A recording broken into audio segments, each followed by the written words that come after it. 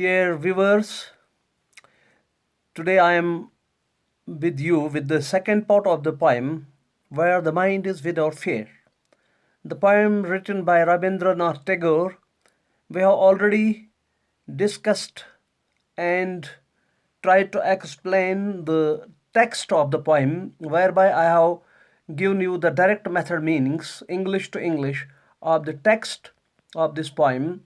And I already told you about this poet. Now, this is the text of that very poem, where the mind is without fear and the head is held high, where knowledge is free, where the world has not been broken up into fragments by narrow domestic walls, where words come out from the depth of truth, where tireless striving stretches its arms towards perfection, where the clear streams of reason has not lost its way into the dreary desert sand of dead habit, where the mind is led forward by thee into ever-widening thought and action, into that heaven of freedom, my Father, let my country awake. This I have explained to you yesterday. Now, today we will discuss what is uh, the explanation of this poem. Now you see, let us come to the second part, that is the explanation of the poem. It is 11 line poem perhaps. It is based, now this is the first four lines. I may be reading them once for you once more. These are, where the mind is without fear. Okay, you see up to the fourth line, domestic, narrow domestic walls. Okay, now I will read this for you.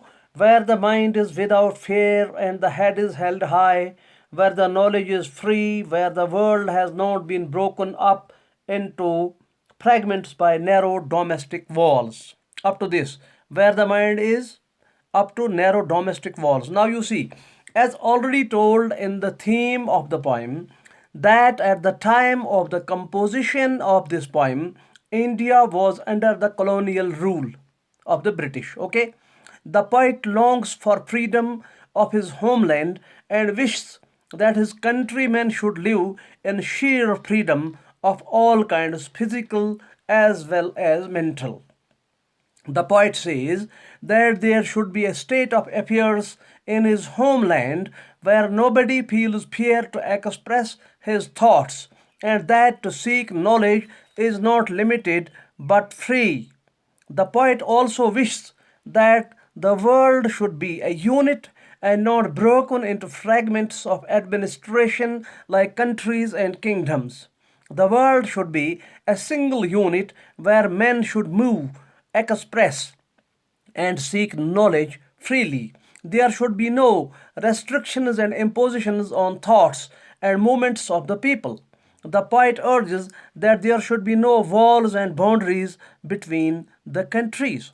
Now, you see, to sum up these four lines, I must tell you that the poet, who himself has seen with his own eyes the colonial rule, the atrocities of the British on the Indian people, the poet urges that would that his country men should feel without fear, they should feel free to express themselves, that there should be no fear in the minds, where the head is held high without any fear, where there is no fearing of anybody, where people are not made to bow their heads. Let this country be like that. Let the colonial rule end, and where the wishes of the countrymen should be there should be all kinds of freedoms, physical as well as mental freedoms.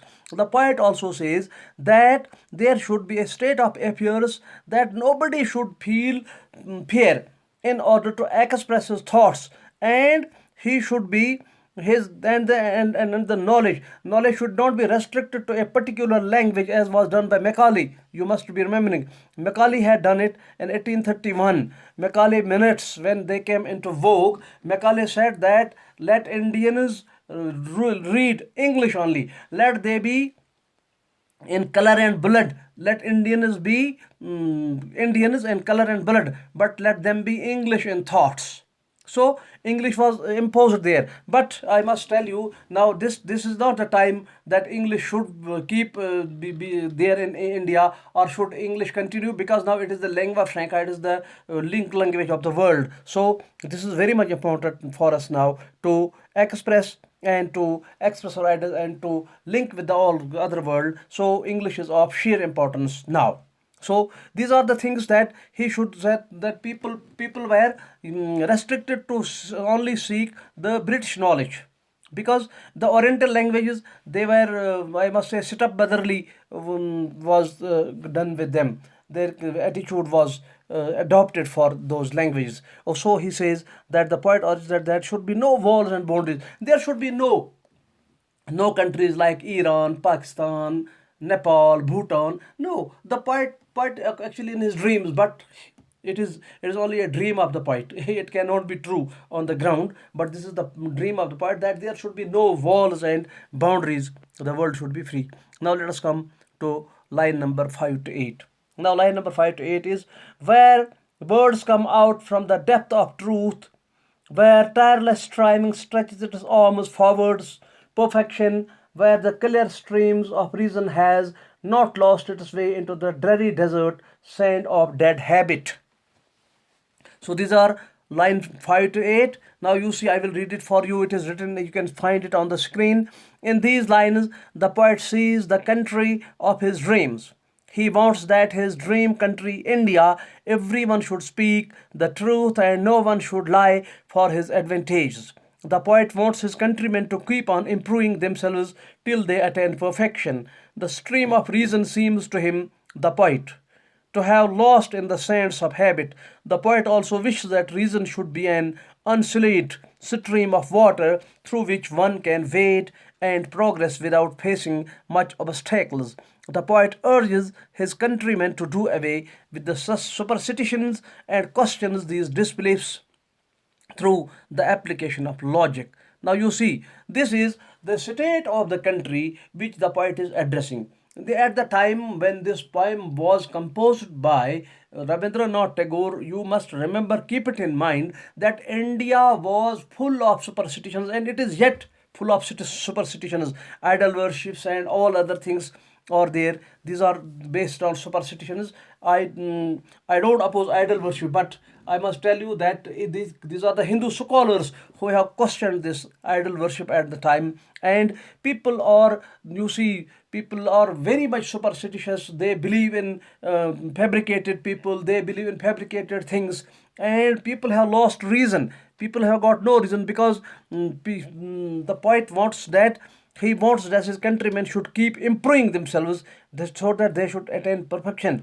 He says the stream of reason to him. He says that the people have lost their reason. It has act as like a stream is running through a desert and it absorbs into the sand. You cannot find it anywhere. If a stream falls into a desert, you cannot find it because it will get absorbed into the sand. Same is the case. The poet says that the reason of the people has got to the unproductive thoughts, dreary habit, deadly habit of that dead habit. He says that is the dead habit has been this you can see over here in the last word, the dead habit, sand of dead habit means unprogressive thoughts of the people, has also been an obstacle in freeing India, in making India a progressive country.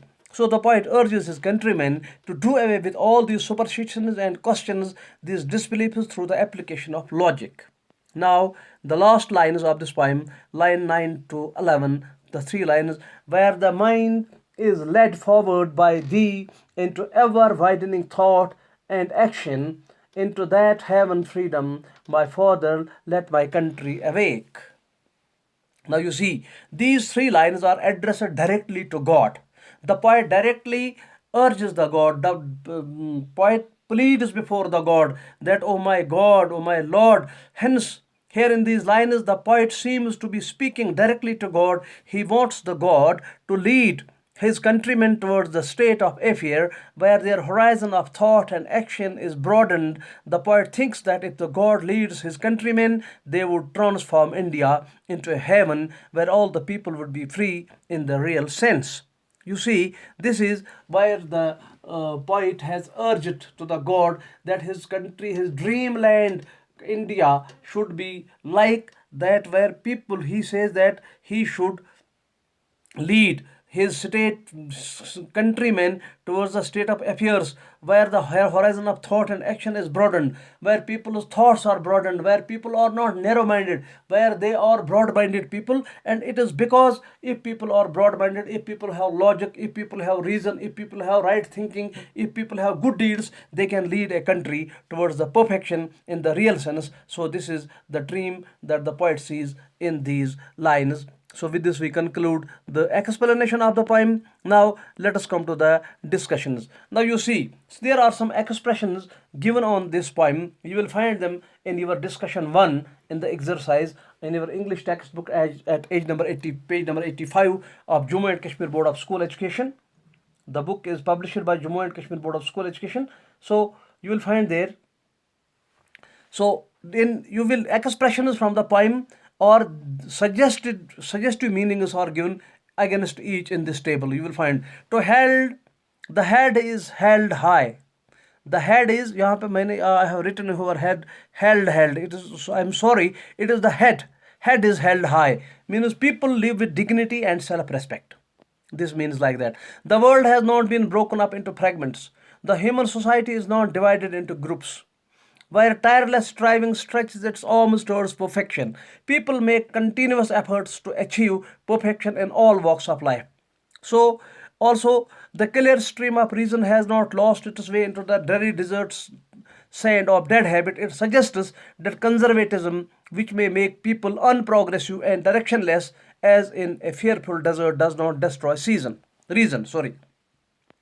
Accordingly, the mind is led forward by thee into ever-widening thought and action. The action and thoughts are guided by God. These are the expressions given to the one side, to the left-hand side, and to the right-hand side. It is to suggest the meanings of these expressions. Now, there are some solved questions also, which are according to your textbook. And there are some more questions as well. What kind of freedom does Tagore envisage for his country? Tagore envisages a freedom where people are not divided into groups. He wishes his people free from hatred and prejudice. The poet wishes his countrymen to get perfection in each and every sphere of life. He also wishes that his people are keen to unite and serve humanity. Now, the next question goes, what harm can be caused by blind faith? How can we get rid of blind faith? The belief in outdated customs, traditions, and sacrifices, killing of animals and humans upon goddesses, amounts to blind faith. So you see, these were the practices that were in vogue in India, and they are still in vogue at some places. But now the education has almost eradicated these beliefs. Now the belief in outdated customs, traditions, sacrifices, killing of animals and humans upon goddesses amounts to blind faith. This can lead to destruction and slavery. It is also a main hurdle in the way of progress and development. It creates hatred and enmity. It divides society into groups and threatens unity. The blind faith can be eradicated by educating our society at large. Now, next question is, what does the poet imply by narrow domestic walls?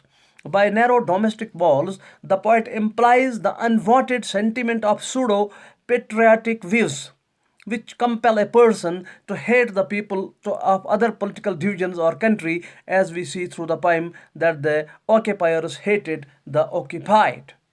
Now see the next question.